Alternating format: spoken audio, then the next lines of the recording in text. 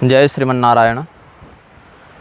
हमारा यह वक्तव्य कुछ सज्जनों के द्वारा निवेदन करने पर निर्गत किया जा रहा है और थोड़ा स्वास्थ्य हमारा आंशिक रूप से बाधित है, क्योंकि दीर्घ यात्राओं के कारण शरीर में विश्राम का अभाव हो गया। थोड़ा सा ज्वर है आंशिक रूप से, और कुछ ऊपर से मौसम भी, ऋतु भी कभी अत्यधिक गर्मी, कभी बारिश, वर्षा इत्यादि हो जा रही है। उसके कारण सर्दी गर्मी बढ़ जा रही है, तो थोड़ा गले में आज कष्ट है और हल्का ज्वर है। लेकिन हम अपनी बात को जितना संभव होगा उतने स्पष्ट और शास्त्र प्रमाण विलसित शैली में व्यक्त करेंगे। हेमलता नाम की कोई स्त्री है, उसने किसी स्थान पर महिलाओं के यज्ञोपवीत पर, वेदाधिकार पर और संभवतः व्यासपीठ पर बैठने पर भी कुछ बकवास की थी। तो किसी सज्जन ने हमें फ़ोन किया और उन्होंने कहा कि हेमलता के वक्तव्य से आप अवगत हैं कि नहीं। तो हमने कहा कि अवगत तो हैं, लेकिन अभी हम उस पर कुछ बोले नहीं हैं, क्योंकि 2-3 वर्ष पूर्व स्त्री कथावाचिकाओं के विरोध में हमने 2-3 वक्तव्य निर्गत किए थे। पिछले चैनल पर वो वक्तव्य थे, लेकिन वो प्रतिबंधित हो गया, तो फिर हमने पुनः उन वक्तव्यों को अपलोड नहीं करवाया है। फेसबुक इत्यादि पर होंगे तो देखता हूँ, इस चैनल पर भी उन्हें उपलब्ध कराया जाएगा। किंतु जो मूलभूत बातें हैं व्यासपीठ के विषय में, पंडित श्री रामाधार शर्मा, जो अब स्वर्गीय हो गए, वो पहले ही लिख चुके हैं ये बातें। एक उन्होंने लघु निबंध ग्रंथ लिखा था व्यासपीठ की आचार संहिता, और उसमें उन्होंने बहुत स्पष्ट शब्दों में जो बात है उसको व्यक्त किया था। हालांकि उसमें कुछ हास्यास्पद बातें भी हैं, जैसे उसमें रामभद्राचार्य का भी नाम है प्रशस्ति दाता में, और रामभद्राचार्य ने वहाँ पर स्त्री कथा वाचिका का विरोध किया है पंडित रामाधार शर्मा उपाध्याय के पक्ष को पुष्ट मानते हुए। हालांकि उसमें पूरी शंकराचार्य इत्यादि की भी प्रशस्ति है, पूरी के शंकराचार्य जी ने उस ग्रंथ की प्रशंसा में कुछ आशीर्वचन प्रदान किया है। लेकिन रामभद्राचार्य जो स्वयं कई स्त्रियों को कथा वाचन की ओर प्रोत्साहित करते हुए सार्वजनिक रूप से देखे गए हैं, और रामभद्राचार्य ने कई वीडियो में अपने पास बैठी शिष्याओं को यह भी कहा कि बढ़िया कथा सुनाया करो ये सब। तो उनके द्वारा ऐसा कहना कि स्त्री कथा वाचन का हम विरोध करते हैं, ये थोड़ा वदतो व्याघात है और अवसरवादिता का एक परिचय देता है। स्त्रियों के व्यासपीठ पर बैठने के संदर्भ में पहले तो अब एक और नया संक्रमण फैल रहा है कि लोग कह रहे हैं कि व्यासपीठ पर मत बैठो, कथा करो, लेकिन उसका कुछ और नाम रख लो, जैसे सीता पीठ रख लो या पार्वती पीठ रख लो। इस प्रकार से मतलब वही है जैसे आदित्यनाथ ने कह दिया था ना कि हमारे उत्तर प्रदेश में अवैध गोहत्या बंद कर दी जाएगी। मतलब अवैध गोहत्या लाइसेंस लेकर कर सकते हो, वैध वाली कर सकते हो। मतलब सरकार की दृष्टि में गोहत्या भी 2 प्रकार की होती है, लाइसेंसी वैध और गैर लाइसेंसी अवैध। मतलब वहाँ धर्म का नहीं, कानून और राजस्व का विषय हो जाता है। उसी प्रकार से यही बात हो गई कि कथा करो, सारा कर्म करो, कुकर्म करो, लेकिन बस व्यासपीठ का नाम मत लो। तो कह देना कि व्यासपीठ पर तो हम बैठे ही नहीं। जैसे मतलब मान लो कि कोई वेश्यागमन करने जा रहा है और उसने वेश्यालय का बोर्ड, मतलब जो भी उसकी पहचान है, उसको हटाकर देवालय लिख दिया, तो वो कह दिया हम तो देवालय जाकर पूजा कर रहे थे। तो कुकर्म सुकर्म नहीं बन जाएगा। नाम बदल देने से अगर उसका तत्व भी बदल जाता तो विकलांगों को दिव्यांग कह देने वाली पद पदार्थ बोध विहीन सरकार के विकलांग भी दिव्य शक्ति से युक्त हो जाते। प्रोत्साहित करना अलग बात है, और शब्द और शब्दार्थ को ही बदलने का प्रयास करना एक अलग बात है। आप सम्मानित करें, अगर किसी में कोई कौशल है, कोई प्रतिभा है, आप उसको प्रोत्साहित करें, उसके असमर्थता का उपहास न करें, अपमान न करें। ये तो सामान्य मानवोचित सद्गुण है, शील है। किंतु ऐसे शब्दों का अनावश्यक प्रयोग जिसका अर्थ और जिसका संदर्भ सर्वथा विपरीत और अप्रासंगिक हो, वो उचित नहीं जान पड़ता है। तो स्त्रियों के कथा वाचन के संदर्भ में जो व्यासपीठ है, व्यासपीठ कहते किसको हैं, इसकी क्या परिभाषा है? कोई भी चौकी को हम व्यासपीठ कह दें क्या? कोई भी स्थान को हम व्यासपीठ कह दें क्या? नहीं। भविष्य पुराण के ब्रह्म पर्व में कहते हैं नात्युच्चम नाति नीचम च ह्यासनम भजते ततः आसनम तस्य वै राजन बोधकस्य सदा भवेत् वंदनीयम प्रपूज्यम च श्रोत्रभिः कुरुनंदन व्यासपीठम तु तत्प्रोक्तम गुरोरासनम आदिशेत। बहुत ऊंचा नहीं हो, बहुत नीचा नहीं हो, उस पर बैठकर भगवत कथा का प्रसारण अधिकारी व्यक्ति के द्वारा किया जाए। श्रोताओं के द्वारा वह आसन और आसन पर बैठने वाला व्यक्ति वंदनीय है, पूजनीय है, और भगवत तत्व का बोध कराने वाला व्यक्ति उस पर बैठे। तो गुरु का जो पद है वही व्यासपीठ इस रूप में कहा गया है, गुरोरासनम आदि से। तो व्यासपीठ जो है वो गुरु का पद है, गुरु का आसन है। अब स्कंद पुराण के वैष्णव खंड में क्या कहते हैं, यस्मात् तस्मिंश्च समये विप्रो व्यास समो मतः तेनैव ब्राह्मणे नैव पुस्तके विष्णु रूपके कारयेद व्यास पूजां च श्रीखंडा गुरु पुष्पकैः नानोपचारै रुचिरैर भक्ष्य भोज्यादिकैरपि। जो ब्राह्मण, यहाँ पर ध्यान दें, ब्राह्मण के अतिरिक्त व्यक्ति व्यासपीठ पर नहीं बैठ सकते। ब्राह्मण मतलब पुरुष, ये नहीं कि ब्राह्मणी स्त्री भी यहाँ बैठ जाएगी, ऐसा नहीं, पुरुष। तो जिस समय वह विप्र, वह ब्राह्मण व्यासपीठ पर बैठेगा, उस समय उसको वेदव्यास जी का ही स्वरूप समझना चाहिए। और इसीलिए वेदव्यास जी का स्वरूप मानते हुए उसी ब्राह्मण में और उसके समक्ष जो पुस्तक रखी हुई है उसमें भगवान का चिंतन करते हुए विविध प्रकार के उपचारों से उनका समादर किया जाना चाहिए, उनकी पूजा की जानी चाहिए। और यही कारण है कि व्यासपीठ पर बैठने वाला वह वक्ता जब तक उसका व्याख्यान, उसकी कथा पूर्ण न हो जाए तब तक किसी को प्रणाम नहीं कर सकता है। यह बात भी स्कंद पुराण के वैष्णव खंड में ही बताई गई है और हरिवंश पुराण इत्यादि में भी ये बात बताई गई है कि व्यासासनम समारूढ़ो यदा पौराणिको भवेत आसमाप्ते प्रसंगस्य नमस्कुर्यान्न कस्यचित।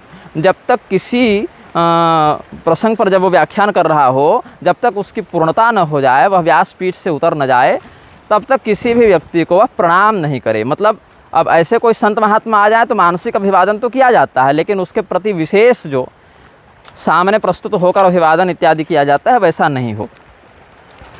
और भविष्य पुराण, पद्म पुराण इत्यादि का एक और मत है, तिथ्यादि तत्वादि ग्रंथों में भी वर्णित है।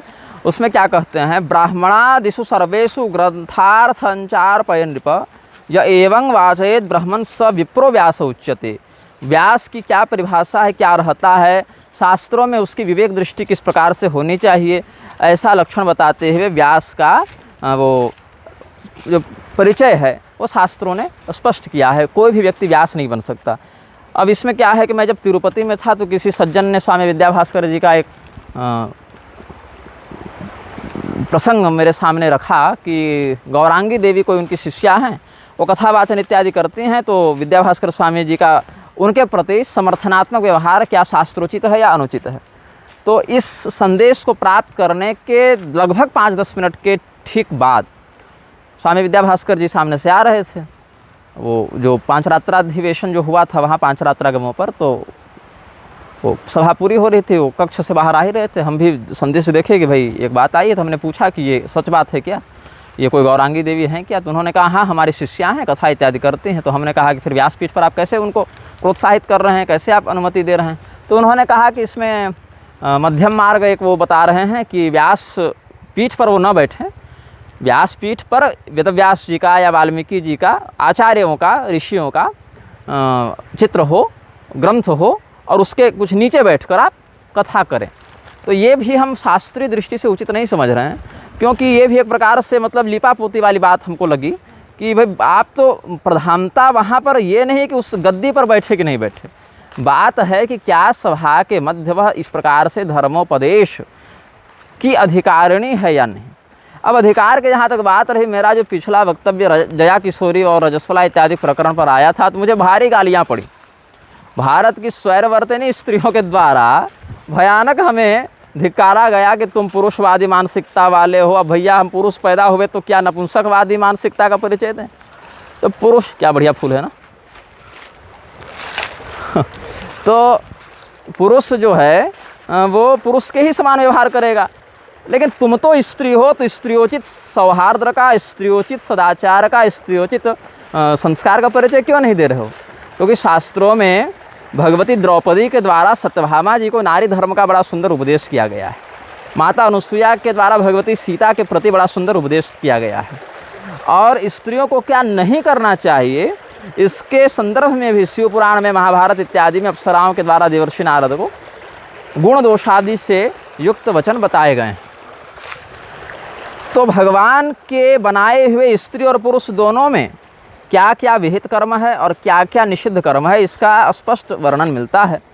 आचार्यों को इस पर ध्यान देना चाहिए और स्त्री पुरुषात्मक फालतू का समन्वय नहीं बैठाना चाहिए। जो प्राकृतिक धर्म है, प्राकृतिक उसकी जो व्यवस्था है, उसमें हस्तक्षेप करने से एक आध दो पीढ़ी के लिए 100-200 सालों के लिए या 1000-5000 वर्षों के लिए भी यदि आप कुछ ऐसा कर दें तो ऐसा नहीं हो जाएगा कि आप धर्म की मर्यादा को बदल देंगे। जैसा कि अभी काशी में कुछ धूर्तजन कोई हिंदू कोड लेकर आए थे कि हम अब स्त्रियों को वेद पढ़ने का अधिकार दे रहे हैं या फिर उनको उपनयन करवाएंगे। बताइए, स्त्रियों का उपनयन, अभी अगर हम कह दें कि स्त्रियों का उपनयन जब हो रहा है, पुरुषों का जब उपनयन होता है भैया, तो उनका मुंडन कराते हो, उनको लंगोटी पहना के बैठाते हो, और तुम स्त्रियों का जब उपनयन कर रहे हो 15 साल 20 साल की उम्र में, 25 साल की उम्र में कई जगह, तो उनका मुंडन करा के उनको लंगोटी पहना क्यों नहीं बैठा रहे हो? कह सकते हैं ना। तो रजोधर्म एक स्थान से होना चाहिए, इनके 9 द्वार से होने लगेगा। फिर अब मैं ये सब बोल देता हूँ तो लोगों को चिढ़ लगती है कि मैं कटुभाषी हूँ। मैं कटुभाषी नहीं हूँ, मैं यथार्थभाषी हूँ। तुम्हारी पाचन शक्ति क्षीण है तो मैं क्या करूँ? तो भगवान ने स्त्री और पुरुष दोनों के लिए कल्याण का मार्ग बताया, अधिकार बताया, लेकिन एक ही मार्ग नहीं बताया ना। जब दोनों की प्रकृति ही संस्कारगत, भावनात्मकगत या और भी कुशलता की दृष्टि से भिन्न है, तो दोनों के लिए श्रेय का मार्ग भी क्रियान्वयन की दृष्टि से भिन्न है, फल प्राप्ति की दृष्टि से भिन्न नहीं है। जो श्री रामचंद्र जी दिव्य तपस्या इत्यादि के माध्यम से भगवान वशिष्ठ को प्राप्त हुए, भगवान श्री कृष्ण सुदामा जी को प्राप्त हुए, वही भगवान श्री कृष्ण और वही भगवान श्री राम की कृपा सबरी मैया और द्रौपदी जी पर भी पड़ी, लेकिन कर्तव्य की दृष्टि से क्रियान्वयन की शैली में कुछ भेद था, ऐसा समझना चाहिए। अब भक्ति के अतिरेक में जो मर्यादा का अतिक्रमण होता भी देखा ना आपने। वृंदावन में जूते चप्पल चल रहे हैं, 5 लाख 10 लाख लोगों की भीड़, अनियंत्रित भीड़, पहुंच जा रहे होली खेले। मसान होली के नाम से नया बवंडर प्रारंभ हुआ है वाराणसी में। 10-5 लोगों ने मिलकर कुछ वर्ष पहले, 10-15 वर्ष पहले, कोई एक ड्रामा नौटंकी शुरू की थी। मसान होली के नाम से वहाँ चिता भस्म इत्यादि उड़ाते थे और फैशनबाजी, रीलबाजी के चक्कर में लाखों लोग पहुँच रहे हैं, पिशाच बने घूम रहे हैं।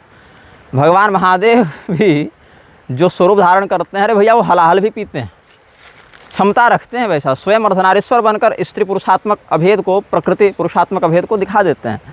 लेकिन तुम वो नहीं हो, और न तुम अधिकृत होकर तपश्चर्या पूर्वक रुद्रगण में बहाल हुए हो, रुद्रगणों में तुम्हारी गणना होती है, ऐसा भी नहीं है। न तुम अघोर कापालिक मत के आचार्य हो, साधक हो कि चलो ठीक है तुम्हारी साधना विधि ही वही है। तुम भैया कहीं का नौकरी करने वाले, कहीं पढ़ाई करने वाले, कहीं और भी काम करने वाले सामान्य व्यक्ति हो, लेकिन फैशनबाजी के चक्कर में वहाँ पहुँच गए हो। तो ऐसी स्थिति में भगवान महादेव के उत्सव का उपहास कर रहे हो, व विश्वनाथ जी के यहाँ जूता चप्पल चल रहा है। तो ये जो क्या हुआ, ये देवताओं का व्यापार करना हो गया। देवताओं का व्यापार जो है, इस प्रकार से उनका अर्थ विनिमय कर देना, ये दुष्कर्म का द्योतक है। और मैंने प्रेमानंद बाबा पर कहा तो उनके चेले और भड़क गए कि हमारे प्रेमानंद बाबा को कुछ ना कहो। एक व्यक्ति लिख रहा हमारी जया किशोरी को कुछ ना कहो प्लीज, ये कमेंट आ रहा है, हमारी जया किशोरी और हमारे प्रेमानंद बाबा। तुम्हारे प्रेमानंद होंगे, हमारा सनातन धर्म है। अगर मैं तुम्हारे प्रेमानंद को कुछ नहीं कर सकता तो तुम्हारा प्रेमानंद हमारे सनातन धर्म के विषय में कैसे कह रहा है भाई? कि कोई जी जाए, कोई मर जाए, सूतक लग जाए, जन्ना सोच मरना सोच में कोई बात नहीं, ठाकुर जी की पूजा करते रहो, सेवा करते रहो, तुमको सूतक मानना नहीं है। जिस भगवान की तुम आराधना करते हो वो भगवान नारायण स्वयं सूतक इत्यादि का उपदेश करते हैं अपनी स्मृतियों में, व्यास स्मृति, विष्णु स्मृति। वही भगवान महाराज मनु के रूप में आकर मानव धर्मशास्त्र का उपदेश करते हैं। तो सूतक की क्या व्यवस्था ये भगवान ने बताई, हमारे आपकी बनाई तो व्यवस्था नहीं है ना, हमने आपने इसको लागू करवाया। ये तो आदिकाल से ऋषियों की परंपरा है।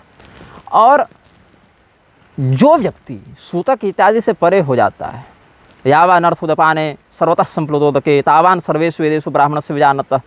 तो वेद के इन कर्मकांडीय विषयों में, उपासनागत विषयों में ब्रह्मनिष्ठ की क्या स्थिति बनती है, इन बातों पर चिंतन करोगे तो वो हमारी, आपकी या आपके चेलों की स्थिति नहीं है।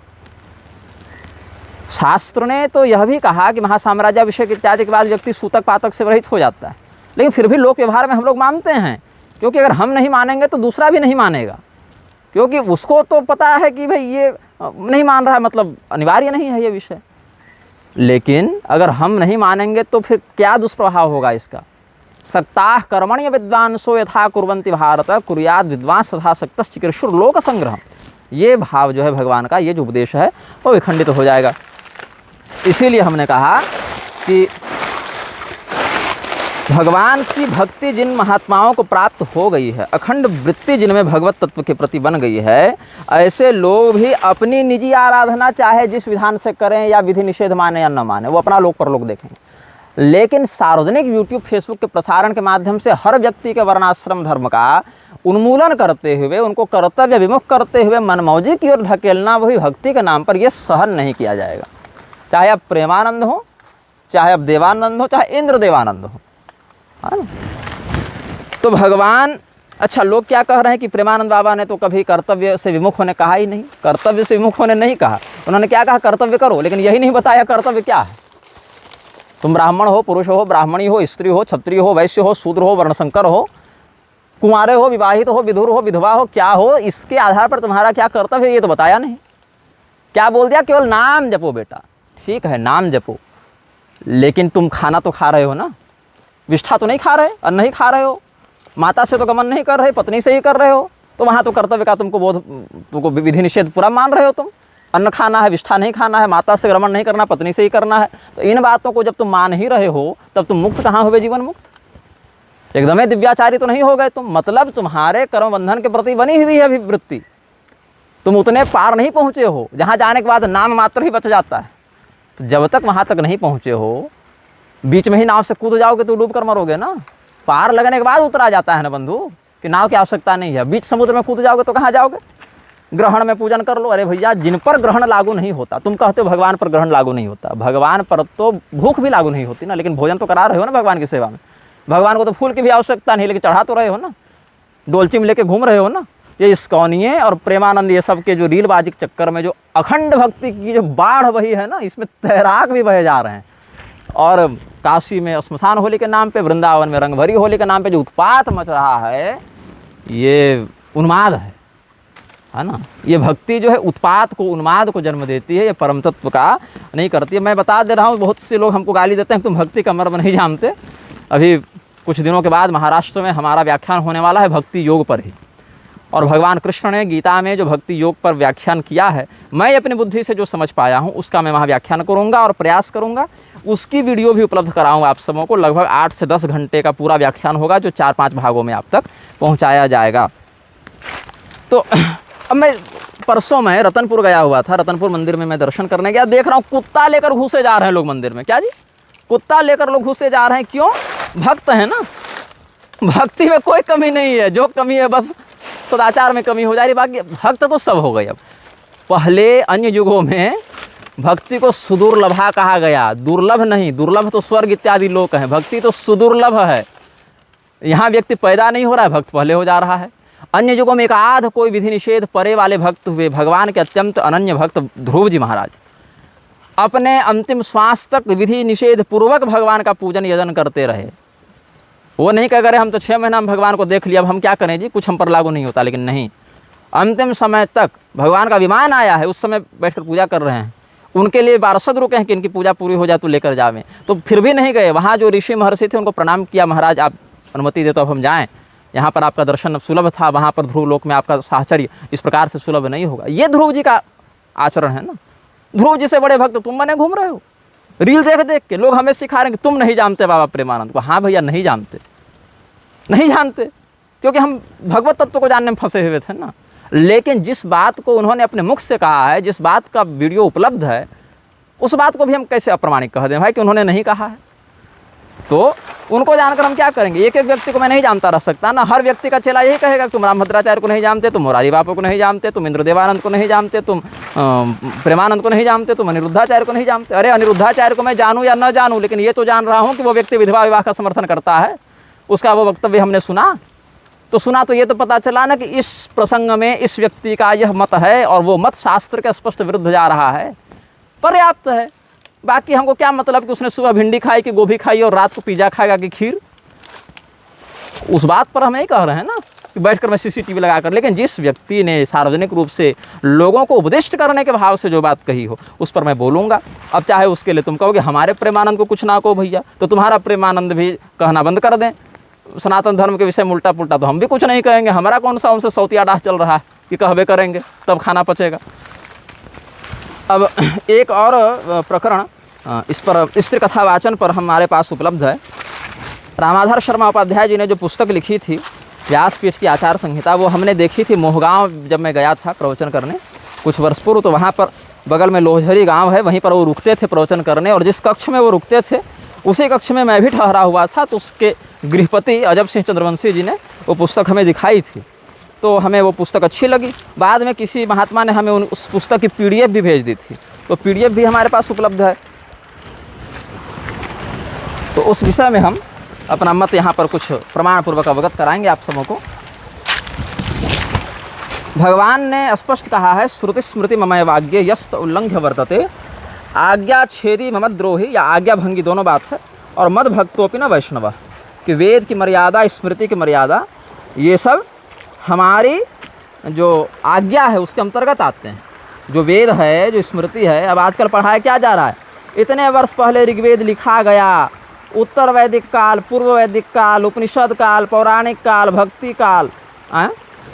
तो इस स्थिति में जो काल विभाजन किया गया है ना अंग्रेजों के द्वारा, वो इसीलिए किया गया ताकि हम अपनी शाश्वत मनवंतर युग कल्पादि की जो काल व्यवस्था है उससे भटक जाएं। तो भगवान ने कहा कि जो व्यक्ति हमारी आज्ञा का पालन करे, सोई सेवक प्रियतम मम सोई, मम अनुशासन माने जोई। तो भगवान की आज्ञा को मानने वाला व्यक्ति ही भगवान का प्रिय होता है। तुम भगवान का प्रिय अपने आप को घोषित करके घूमते रहो कि हम भगवान के प्रिय हैं, प्रिय हैं, प्रिय हैं। भगवान के प्रति अखंड भक्ति जिसकी हो जावे, भगवान ने जिसको अपना भक्त मान लिया, वो व्यक्ति विधि निषेध से परे हो सकता है बिल्कुल, लेकिन उसका लक्षण क्या है? अनपेक्षा सुचिर्दक्ष, यो न हृष्यति न द्वेष्टि, अद्वेष्टा सर्वभूतानाम, ये सब लक्षण है ना गीता जी के 12वें अध्याय में, जहाँ भगवान ने उद्धव जी को भी बताया है श्रीमद् भागवत में। लेकिन ये लक्षण दिख नहीं रहा, ये लक्षण दिख नहीं रहा। लेकिन कह दिया कि हमने उनको गुरु मान लिया, उन्होंने राधा मंत्र दे दिया, तो भैया हम तो बस डायरेक्ट अब भगवान के गेट पर जय विजय को हटा के मेरी ही बहाली होने वाली, इस भावना में लोग चल रहे हैं, फील पूरा ले रहे हैं भक्त होने का। तो भगवान की कथा के प्रवचन में पारिवारिक स्तर पर तो कोई भी व्यक्ति कर सकता है, पति पत्नी आपस में भगवत चर्चा कर सकते हैं, माता पुत्र कर सकते हैं, भाई बहन कर सकते हैं, सब कर सकते हैं, लेकिन उसका सार्वजनिक व्याख्यान नहीं कर सकते।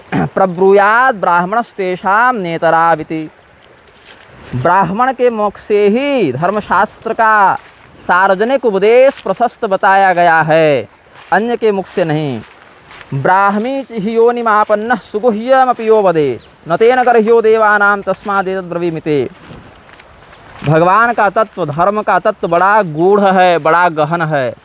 गहन बात, गूढ़ बात प्रकाशन का विषय नहीं होती, लेकिन भगवान के मुख ही ब्राह्मण है, ब्राह्मणों से मुख मासीद, भगवान का मुख ही ब्राह्मण है, इसीलिए मुख का काम है बोलना।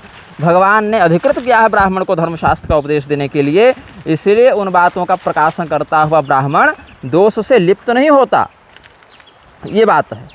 और बुद्धिमान सदाहार्थम ग्रंथार्थम कृत्यमेव च य एवं कथयेत सम्यक स विप्रो व्यास उच्यते, ये सब बातें भी भविष्य पुराण के मध्यम पर्व से हमने कह ही दिया है।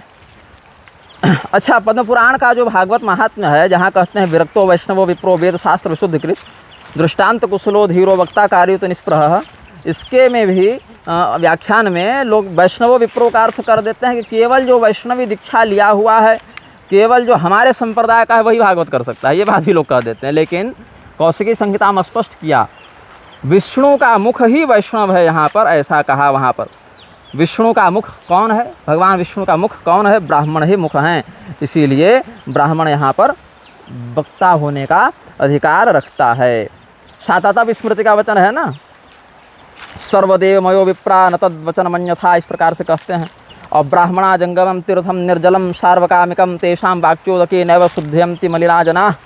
ब्राह्मण जो है वो तीर्थ है, कैसा तीर्थ? बिना पानी वाला तीर्थ, इसमें जल नहीं बहता, इसमें वाणी बहती है, और उस वाणी के प्रवास से ही ब्राह्मण सभी लोगों को शुद्ध करता रहता है। और तिथ्यादि तत्व इत्यादि का वचन तो हम आपको बता ही चुके हैं। विदुर जी महाराज इतने श्रेष्ठ ज्ञानी, सीधे धर्मराज के अवतार थे, लेकिन शूद्र योनि में जन्म लेने के कारण विदुर जी महाराज ने स्वाधिकारातिक्रमण करके धृतराष्ट्र को धर्म का उपदेश नहीं दिया। बोले कि हम जानते हैं उस बात को, लेकिन आप मेरे मुख से उसको मत सुनिए। आपके लिए सनत सुजात मुनि का हम आवाहन कर रहे हैं, इतना दिव्य सामर्थ्य कि सीधे ब्रह्मलोक से सनत सुजात मुनि का आवाहन कर दिया अपने मंत्र बल से, अपने संकल्प से विदुर जी ने, लेकिन अपने बताया नहीं कि नहीं मैं नहीं बताऊंगा। मैं क्यों नहीं बताऊंगा? क्योंकि मैं उसको बोलने का अधिकारी नहीं हूँ। जानन नपी, जानता हुआ पर भी मैं नहीं बताऊंगा। शूद्रयो नाभं जातो नान्योन्यत् वक्तुमुत्सहे कुमारस्य तु या बुद्धिर्वेदतां शाश्वती महम। जो सनत सुजात मुनि हैं वो जब आकर बताएंगे तो वो वही बात बताएंगे जो सत्य है और जो मैं बता रहा था आपको। उसके जो सिद्धांत हैं धर्म के वो हमारे और सनत सुजात मुनि दोनों के मत में एक ही हैं, लेकिन वो बोलने का अधिकार रखते हैं, हम बोलने के लिए अधिकृत नहीं है। इसीलिए महाराज जनक जी जैसा विद्वान बताइए, विदेह राजा होने के बाद भी जो भोगासक्ति से सर्वथा परे रहे, आदर्श बने, ऋषियों के आदर्श बने। जनक जी भीष्म पितामह जैसे राजा राजवंशी जन ऋषि महर्षियों के लिए आदर्श तुल्य रहे।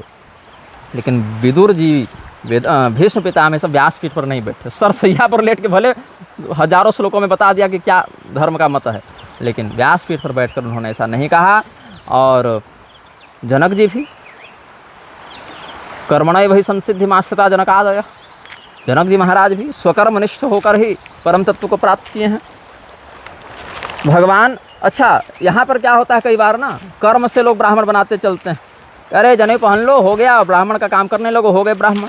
उदाहरण में विश्वामित्र का नाम ले लेना। अरे विश्वामित्र जी का जन्म जिस चरु के माध्यम से हुआ था, अगर विश्वामित्र जी के कथानक को तुम सत्य मानते हो, इतिहास को तुम प्रमाण मानते हो, तो यह भी तो मानना पड़ेगा कि विश्वामित्र जी का जन्म कैसे हुआ। ऋचिक मुनि के द्वारा सिद्ध किया गया ब्रह्म मंत्र युक्त मंत्रपूत चरु ही उनके जन्म में निमित्त बना था। इसीलिए संस्कार से वो ब्राह्मण बचपन से ही थे। उनका क्षत्रियत्व जो है उन पर हावी हो रहा था, तपस्या से उन्होंने उस आवरण को हटाया मात्र है, ब्राह्मणत्व को प्रस्फुटित किया है। अलग से ब्राह्मण बने नहीं हैं, ब्राह्मणत्व को केवल जगाया है उन्होंने। ये बात उसमें समझनी चाहिए, क्योंकि मंत्र वहाँ ब्राह्मण का ही पढ़ा गया था उनके चरु संस्कार के समय। और चातुर्वर्ण मया सृष्टम का जो कहते रहते हैं अनर्थ करके अर्थ, आचार्य समद भाष्य का आश्रय नहीं लेते, अपनी मनमानी बात करते रहते हैं, गुण कर्म विभाग से। तो जब चारों वर्ण केवल कर्म से ही बने थे तुम्हारे लिए, तो भैया जन्मना जाते शूद्र का क्यों राग लापते हो।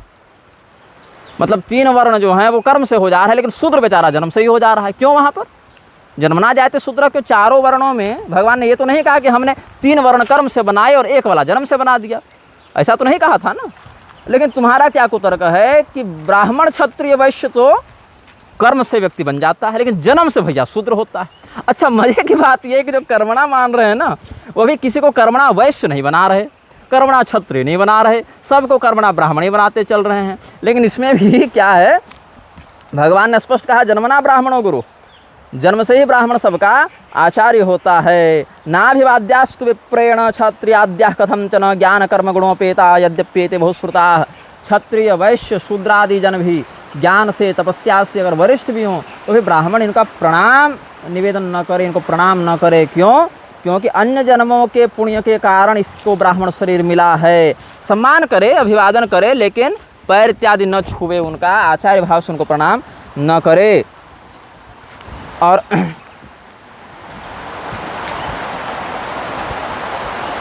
ये जो बात है ब्राह्मणों से मुखमासित वाली, तो अवैष्णव मुखाद गाथा न श्रोत्रव्या कदाचन वाली बात, तो वैष्णवोत्र सविज्ञेयो यो विष्णोर मुखम उच्यते ब्राह्मणों से मुखमिति श्रुतिर्ब्राह्मण एव सह। ये कौशिकी संहिता के 6ठे अध्याय का 20वां श्लोक हमने यहाँ निवेदन किया है। और ये भी कहा न नापितो ब्राह्मणत्वम याति सूत्रादिधारणात्, दूसरे अध्याय के 36वें श्लोक में ही कहा कौशिकी संहिता में, कोई व्यक्ति जन्म से नाई इत्यादि हो, शूद्र वर्ण में हो, तो उसके केवल जनेऊ पहना देने से ब्राह्मण नहीं हो जाता है भाई। जैसे कोई गाय अगर बांझ भी हो गई हो, दूध नहीं दे रही हो, बच्चा नहीं हो रहा हो, तो गाय से वो कुत्ता गधा घोड़ा नहीं बन जाती ना, वो गाय ही कहलाएगी। और जाति पर हमने और भी अन्य वक्तव्य निर्गत किए हैं पहले, उसको आप लोग देख लेंगे। तो अब क्या है कि आप स्तम स्मृति में भी क्या करते हैं, चत्वारो वर्णा ब्राह्मण क्षत्रिय वैश्य शूद्रास्तेषां पूर्व पूर्व जन्मतः श्रेयान शूद्र वैश्य क्षत्रिय ब्राह्मण, ये सब एक दूसरे की अपेक्षा उत्तरोत्तर जन्म से ही श्रेष्ठ माने गए हैं, क्योंकि सनातन धर्म पुनर्जन्म के सिद्धांत को बड़ी दृढ़ता से मानता और प्रतिपादित करता है। अगर तुम भी मानते हो तो यह समझना चाहिए कि एक ही जीवात्मा अपने कर्म के अनुसार अलग अलग योनियों में आता जाता रहता है। ध्रुव जी क्षत्रिय थे, उससे पहले ब्राह्मण थे। प्रहलाद जी असुर कुल में आए, उससे पहले ब्राह्मण थे। मुचकुंद जी क्षत्रिय थे, आगे ब्राह्मण बने, है ना। ऐसे करके बहुत से ऐसे लोग जो पूर्व काल में शूद्रादि की योनि में थे। आप सत्यनारायण व्रत कथा की फलश्रुति पढ़ें कौन सा व्यक्ति लकड़हारा अगले जन्म में क्या बना, सतानंद ब्राह्मण क्या बने, उल्का मुख राजा क्या बना, साधु वैश्य क्या बना, सब अगले जन्म में क्या बने, उससे पहले क्या थे। तो ऐसा नहीं है कि कोई व्यक्ति आज ब्राह्मण है तो पहले भी था आगे भी रहेगा, आज शूद्र है पहले भी था आगे भी रहेगा, आज स्त्री पुरुष है तो पहले भी था आगे भी रहेगा। ऐसी बात नहीं है। पहले जो था वहाँ अगर अपने कर्म का निष्ठापूर्वक पालन किया तो आगे आगे बढ़ता जाएगा, नहीं तो पीछे पीछे उतरता जाएगा। छांदों की श्रुति का इसमें प्रमाण आचार्यगण देते ही हैं। तो और ये जो है जो कलयुग में विशेष करके ब्राह्मणेतरों का और स्त्रियों का कथावाचन चल रहा है, ये तो शूद्र करहि जप तप व्रत नाना, बैठ बरासन कहि पुराना, ये सब तो कलयुग के लक्षण गोस्वामी तुलसीदास जी ने बता ही दिए हैं पहले ही। व्यासासनोपवेशाच्य शूद्रश्चांडालतां व्रजेत, व्यासपीठ पर बैठकर धर्मशास्त्र का उपदेश करने से शूद्र जो है वो चांडालत्व को प्राप्त कर जाता है। विप्रस्येवाधिकारोस्ति व्यासासन समागमे, व्यासासन पर बैठने का अधिकार ब्राह्मण को ही है। अब जो स्त्रियों को कहते हैं व्यासपीठ पर बैठने नहीं दिया गया, प्रमाण उसमें दे देते हैं किसका, गार्गी का, मैत्रेयी का, पाला का, ये सब ब्रह्मवादिनी स्त्रियां जो थीं। कई स्थानों पर तो ये लोग प्रमाण दे देते हैं कि सीता जी ने ऐसा किया, कुंती देवी ने ऐसा किया, परशुराम जी की माता क्षत्रिय थी, पिता ब्राह्मण थे। अरे भैया रेणुका तंत्र पढ़ो, वो साक्षात जगदम्बा का स्वरूप है भाई। वो सब कोई सामान्य स्त्री पुरुष हमारे तुम्हारे समान हड्डी खून चमड़ा के कर्मबंधन से फंसे शरीर में नहीं आए थे। इच्छानुसार योग तपस्या से दिव्य लोकांतरों की यात्रा में दक्ष थे, सक्षम थे। ऋषिकुल का अलग अनुशासन चलता है, मनुष्यों का अलग अनुशासन चलता है। इसको ध्यान में रखना चाहिए आप लोगों को। सीता जी के आधार पर तुम बकवास करने के लिए तैयार हो जाते हो, लेकिन सीता जी के समान पातिव्रत्य का अंशतः ग्रहण करने में भी तुमको समस्या हो जाती है। अरे भैया अयोनिजा थी, द्रौपदी जी अग्निकुंड से उत्पन्न हुई थी, उनका बहाना लेकर कहते हो कि एक स्त्री के कई पति होते थे। तो ये भी कह दो ना कि उस समय स्त्री अग्निकुंड से पैदा हुआ करती थी, ये तो कह नहीं रहे हो। तब कहोगे अंधविश्वास है, कैसे ऐसा हो सकता है, अग्निकुंड से कोई कैसे उत्पन्न हो सकता है। लेकिन फिर कह दोगे कि नहीं उस समय तो 5-5 पति हुआ करते थे। कुछ दिन पूर्व श्रीमती पुष्पा दीक्षित जी को शिक्षा के क्षेत्र में यशोवर्धन सम्मान निवेदित किया था। उसको लेकर भी कुछ सज्जनों की आपत्ति आई थी कि स्त्री को वेदांग पढ़ने पढ़ाने का अधिकार नहीं है, व्याकरण तो वेदांग है, तो आपने कैसे कर दिया स्त्री को इस प्रकार का प्रोत्साहित करने का आपने काम कैसे किया। अगर आपने ऐसा किया तो फिर भविष्य में यही कहा जाएगा कि स्त्रियाँ वेदांग में अधिकृत हुआ करती थी, निग्रहाचार्य का कृत्य इसमें प्रमाण है। तो इन्होंने यशोवर्धन किया, सम्मान दिया। उसके बाद कुछ लोग और भी मतलब विचित्र बात कहने लगे। एक व्यक्ति कुछ कमेंट किया था मेरे किसी पोस्ट पर कि ये व्यक्ति छत्तीसगढ़ की किसी लड़की को अपने प्यार के जाल में फंसाकर उससे शादी कर रहा है, ये उसने कहा था। और उसके नीचे ये भी लिखा था कि ये जहाँ जहाँ पूजा पाठ कराने जाता है वहाँ के लड़कियों पर डोरे डालता है। अब पहली बात भाई कि मैं कर्मकांड कराता नहीं हूँ, कथमचित किसी की स्थान पर कभी कभी कराया भी है, तो आप इस बात का विश्वास करें और ना भी करें तो मेरा क्या बिगड़ेगा। जो यमराज की डायरी लिख रही है वो तो बदल नहीं जाएगी, लेकिन सत्य यही है, मैं उस घर की स्त्री को, चाहे वो बेटी हो, बहू हो, माँ हो, कोई हो, स्त्री है, तो मैं उसको मौली भी नहीं बांधता, कलावा भी नहीं बांधता, उसको स्पर्श ही नहीं करता। मैं कह देता हूँ आपके पिता से, आपके भाई से, आपके और भी जो वरिष्ठ गुरुजन हैं उनसे आप मौली बंधवा लीजिए, मैं आपको स्पर्शपूर्वक ये सब नहीं बांधूंगा। प्रसाद है आपके आंचल में डाल दिया, तिलक है रखा हुआ, आप अपना ललाट सुशोभित कर लें, मौली रखिए, बांध लें, रक्षासूत्र, या फिर अपने आचार्य से, माता पिता से या और भी गुरुजनों से बंधवा लें। ऐसे व्यक्ति पर आरोप क्या लग रहा है कि मैं पूजा पाठ कराने जाता हूँ, लड़कियों को फंसाता हूँ, और छत्तीसगढ़ की एक लड़की को मैंने अपने प्रेम के जाल में फंसाकर विवाह करने का निर्णय किया। हाँ, ये बात सत्य है कि मेरा विवाह छत्तीसगढ़ में होने वाला है, मेरा वागदान हो चुका है, प्राप्त हमें हो चुका है वागदान पिछले ही वर्ष, और ये बात सार्वजनिक भी है। लेकिन मतलब किसी भी उत्तम बात को, सामान्य बात को कितना विकृत करके प्रस्तुत किया जाता है। तब तक एक और व्यक्ति ने क्या कहा, अच्छा तभी मुझे समझ में आ रहा है कि बिलासपुर में रहने वाली पुष्पा दीक्षित जी को सम्मान क्यों दिया गया। कनेक्शन समझ रहे हो, ये सम्मान देने नहीं गया था, ये तो अपना किसी से मिलने गया था, तो सोचा कि पुष्पा दीक्षित जी को भी सम्मान देते हुए आ जाए। तब फिर एक व्यक्ति, मतलब इसका मतलब कहीं से कोई, वो कहते हैं ना, कोई लॉजिक है इस बात की, कोई सेंस है इस बात की। अच्छा, फिर एक व्यक्ति ने क्या कहा, अच्छा तभी ये 2-2 महीने आकर छत्तीसगढ़ में पड़ा रहता है। अभी मैं उड़ीसा के जंगल में हूँ, तो 2-2 महीने छत्तीसगढ़ में पड़ा रहता है। छत्तीसगढ़ कोई एक घर तो नहीं है कि मैं उस घर में पड़ा रहता हूँ। मैं 2-2 महीने रहा हूँ छत्तीसगढ़ में, 4-4 महीने रहा हूँ, लेकिन कहाँ रहा हूँ, देवरघटा के मठ में मैं जब था तो मूर्ख हृदय नचेत पुस्तक लिख रहा था। उससे पहले मैं जब शिवरी नारायण मठ में 2 महीने के लिए था तो मैंने धुरंधर संहिता लिखी थी। और जो फिर मैं एक बार, एक हमारे सुहृद है मेदिनी दुबे जी, सारंगढ़ में रहते हैं, उनके यहाँ मैंने 4 महीने व्यतीत किए थे, कुछ पुरस्करण इत्यादि के कारण उनके घर में मैं रहा था। उसके बाद उनके घर के एक रामानंद संप्रदाय का आश्रम है, पथिक मानस आश्रम कहते हैं, वो हनुमान जी का बड़ा सिद्ध क्षेत्र है। वहाँ हम कुछ जप तप करने के लिए रुके थे उस समय। एक बार मैं नानापुरी नामक गांव में 24 दिन के लिए रुका था, जहाँ पर मैंने परमाक्षर सूत्र पर सूत्र विस्तार भाष्य लिखा था। ग्रंथ लिखने के लिए एक जगह टिकना पड़ता है, मैं रुक गया था। लेकिन ये सभी स्थानों में कहीं भी मेरा रिश्ता नहीं हुआ है, कहीं मेरा विवाह नहीं होने जा रहा है। अच्छा, उसके बाद एक व्यक्ति ने क्या कहा कि पक्का इसीलिए छत्तीसगढ़ में 7-8 महीना वर्ष में बिताता है। बताओ, छत्तीसगढ़ में अगर मेरी लगातार 4-5 कथाएँ हो जाए तो मैं कहाँ जाऊँगा? जापान में जाकर तो कहूँगा नहीं, जहाँ छत्तीसगढ़ में ही तो रहूँगा। लेकिन किसी भी बात को कैसे विकृत करके प्रस्तुत किया जाता है, कलंकित किया जाता है, सामान्य सी बात को भी, इसका मैंने एक उदाहरण दे दिया आपको। अब उदाहरण स्वरूप बता रहा हूँ। 4 दिन पहले मैं झारखंड में था, 2 दिन पहले मैं छत्तीसगढ़ में था, आज मैं उड़ीसा में हूँ, 2 दिन बाद मैं महाराष्ट्र में रहूँगा, फिर 4 दिन बाद मैं वापस छत्तीसगढ़ में आऊँगा, क्योंकि एक कथा है कवर्धा के पास, भागवत कथा है। उसके बाद मैं झारखंड चला जाऊँगा, वहाँ से मैं बिहार चला जाऊँगा, बिहार से मैं वापस झारखंड आऊँगा, फिर मैं तुरंत दिल्ली निकल जाऊँगा, वहाँ से मैं उत्तर प्रदेश आ जाऊँगा, वहाँ से वापस मैं दिल्ली चला जाऊँगा, फिर मैं झारखंड आ जाऊँगा, उसके बाद फिर मैं बिहार चला जाऊँगा। 45 दिनों में मैं 12 बार अपना राज्य बदल रहा हूँ। इतना व्यस्त जीवन मेरा चल रहा है, और उसके बाद भी आरोप लगाने वाले कुछ भी बात बोलते रहते हैं।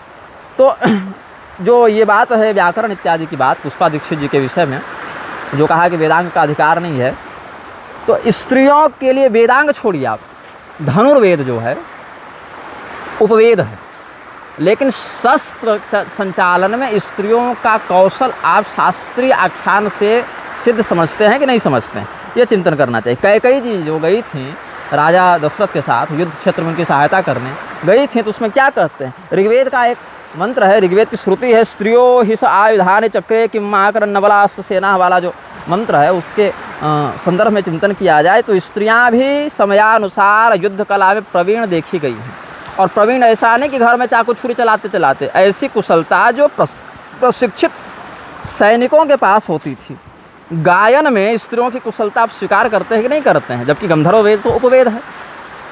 शिल्प विद्या में जो जातियाँ अधिकृत हैं, स्थापत्य वेद इत्यादि में, शिल्प शास्त्र में, वास्तु शास्त्र इत्यादि में, उनका आप उपवेद में अधिकार स्वीकार करते हैं ना। जहाँ पर स्त्रियों के वेदाधिकार को शास्त्र ने विखंडित माना है, अनुचित माना है, वहाँ पर श्रुति गोचरा शब्द से मंत्र ब्राह्मणयोर वेद नाम ध्येयम, ऐसा समझते हैं हम कि मंत्र भाग और ब्राह्मण भाग में उनका अधिकार नहीं है। बाकी जो अन्य धर्मशास्त्र आदि हैं उनका यथोचित परंपरा से वो अध्ययन अध्यापन कर सकती हैं, ऐसा समझना चाहिए। क्योंकि वेदांग तो आप 6 बोल दिए, उसके अतिरिक्त केवल यही बात नहीं है ना। छंद शास्त्र जैसे आप देखिए, छंद शास्त्र क्या है? वेदांग है, लेकिन नारद पुराण में क्या कहते हैं कि 2 प्रकार के छंद होते हैं, वैदिकं लौकिकं चापि छंदो द्विविधमुच्यते, नारद पुराण में कहा। तो क्या स्त्रियां संस्कृत भाषा में श्लोक रचना करने की अधिकारिणी हैं कि नहीं है, इस पर चिंतन किया जाए। अगर वो अधिकारिणी है तो उनको कैसे पता चलेगा कि किस छंद में कौन सी रचना कैसे करनी है, और ये कैसे पता चलेगा कि उसमें गुण और दोष क्या हैं? छंद शास्त्र के अध्ययन से चलेगा। और छंद शास्त्र तो आपने वेदांग में रखा है, तो आपके अनुसार तो फिर अधिकारिणी नहीं होनी चाहिए वो स्त्रियाँ। अच्छा, जो ये वाक्य भी हैं क्या है, मतलब व्याकरण किसको कहते हैं, व्याकरण की उपयोगिता क्या है? तत्र शिक्षाया व्याकरणस्य च सुस्पष्ट वर्णोच्चारण पद साधुत्व विज्ञानार्थम उपयोगः।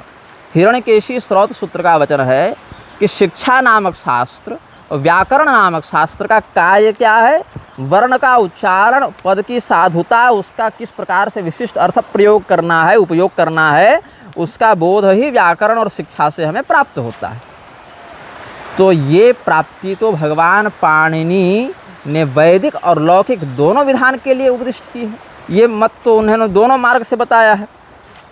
स्कंद पुराण के माहेश्वर खंड में है ना, जो गो पर्वत में जाके पाणिनि भगवान जो तपस्या करते हैं, गो पर्वतम इति स्थानम शंभो प्रख्यापितम मया यत्र पाणिनिना लेभे वैयाकरणिकाग्रता।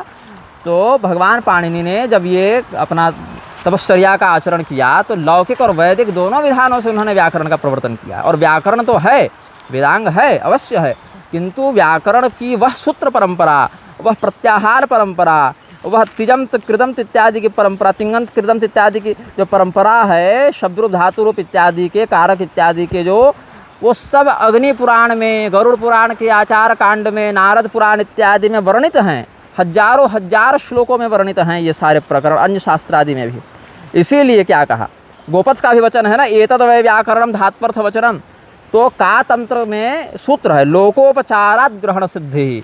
इस सूत्र के अनुसार लोकोपचारात ग्रहण सिद्धि जो कातंत्र का मत है, व्याकरण केवल पाणिनि जी का तो है नहीं, समस्त शब्दानुशासन व्याकरण शास्त्र का ही अंग माना जाएगा। समस्त राग रागिनियाँ, समस्त गान विद्या, समस्त जो है वो गांधर्व वेद का अंग माना जाएगा। समस्त युद्ध विद्याएं धनुर्वेद के अधिकार में आ जाएंगी। लेकिन यहाँ मंत्र ब्राह्मणी और वेद नाम धेजम के आधार पर अगर वो वेद का स्पष्ट व्याख्यान कर रही होती या करा रही होती आर्य समाज गायत्री परिवार के जैसा, तो स्पष्ट आपत्ति बनती, लेकिन ऐसा वहाँ पर नहीं है। इसीलिए यहाँ पर कातंत्र व्याकरण के लोकोपचारात ग्रहण सिद्धि सूत्र के अर्थ में क्या लिखा गया दुर्ग सिंहादि के द्वारा, वैदिका लौकिकज्ञश्च ये यथोक्तास्तथैवते निर्णीतार्थास्तु विज्ञेया लोकात् तेषाम असंग्रह। वहाँ वैदिक का क्यों निषेध किया, मतलब निषेध नहीं, असंग्रह क्यों किया गया, इसीलिए किया गया क्योंकि लौकिक में उनकी संसिद्धि अन्य माध्यम से हो जाती है।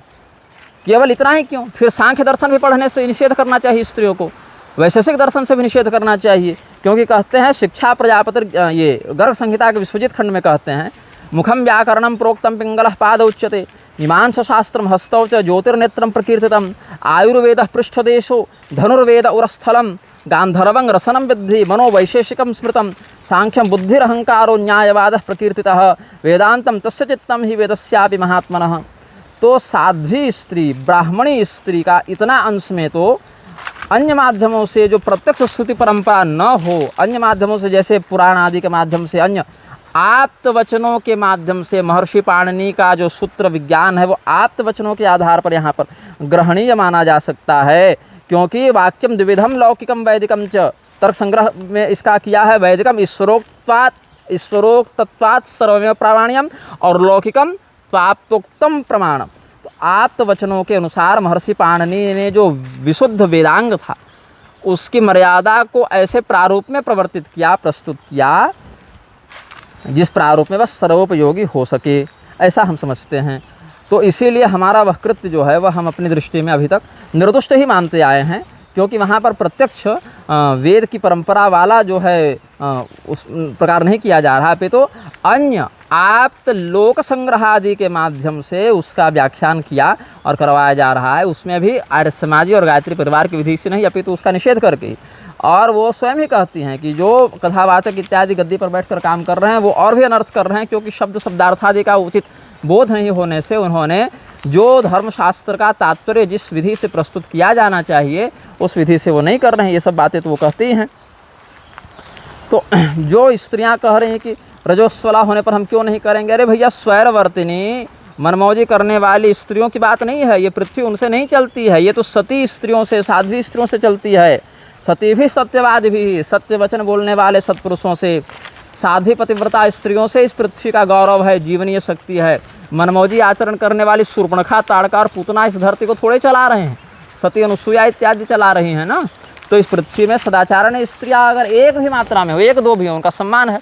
दुराचारण स्वैरवर्तनियाँ हजारों भी हों, उनका कोई सम्मान नहीं है। अब जो प्रतिस्पर्धा चल रही है ना कि हम महिलाएं किसी से कम नहीं हैं, वो नारी धर्म छोड़ के बाकी सारा बवंडर किए जा रहे हैं। आप किसी से कम नहीं हैं, बिल्कुल सही बात है, लेकिन पुरुषों से जो प्रतियोगिता की भावना रखने की बात है ना, आप पूरक नहीं बन रही, आप प्रतियोगी बन रही हैं। प्रतियोगी बनने के चक्कर में आप स्त्री तो है नहीं, आप दिखा रही हैं पुरुषों से कम नहीं हैं, और इसके चक्कर में स्वयं का जो स्त्री धर्म है उसका परित्याग करके जिस पुरुष के प्रति आपके मन में घृणा है वैसे ही पुरुष के प्रति आप बनने जा रही हैं, वैसा ही आप धीरे धीरे बनती जा रही हैं। इसीलिए जो दुष्प्रभाव है समाज में वो विशेष करके बढ़ रहा है। इस पर अच्छा कुछ लोगों ने कहा जैसे क्या है, शास्त्रों में ये वचन भी मिलता है स्त्री के द्वारा मंत्र दीक्षा नहीं लेनी चाहिए, ये बात भी शास्त्रों में प्राप्त होती है कि स्त्री से नहीं लेना चाहिए मंत्र की दीक्षा, ये सब बातें हैं।